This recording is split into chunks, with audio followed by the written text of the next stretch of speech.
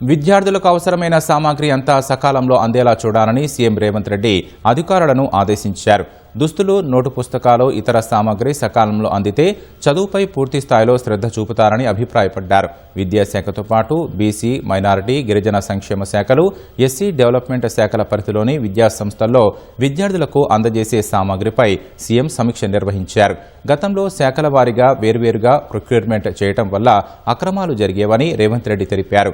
ఈ సమస్యను పరిష్కరించేందుకు కేంద్రీకృత సేకరణ విధానం తీసుకొచ్చామని తెలిపారు. విద్యార్థులకు అందించే సామాగ్రిలో అవకతవకలకు పాల్పడితే సహించేది లేదని హెచ్చరించారు. కేంద్రీకృత సేకరణ విధానంతో జవాబుదారీతనం పెరుగుతుందన్న సీఎం విద్యార్థులకు అందజేసే ప్రతి వస్తువు నాణ్యమైనదిగా ఉండాలని ఆదేశించారు. జూన్ 15 నాటికి విద్యార్థులకు అవసరమైన సామాగ్రి అంతా అందాలన్న ముఖ్యమంత్రి వెంటనే సరఫరాదారులకు చెల్లింపులు పూర్తి చేస్తామని తెలిపారు. విద్యార్థులకు అందజేసే వస్తువులకు సంబంధించి మండల స్థాయిలో ఒక నోడల్ అధికారిని నియమించి అక్కడి నుంచి పాఠశాలలు, హాస్టళ్లకు వస్తువులు సరఫరా జరిగేలా చర్యలు చేపట్టాలని ఆదేశించారు.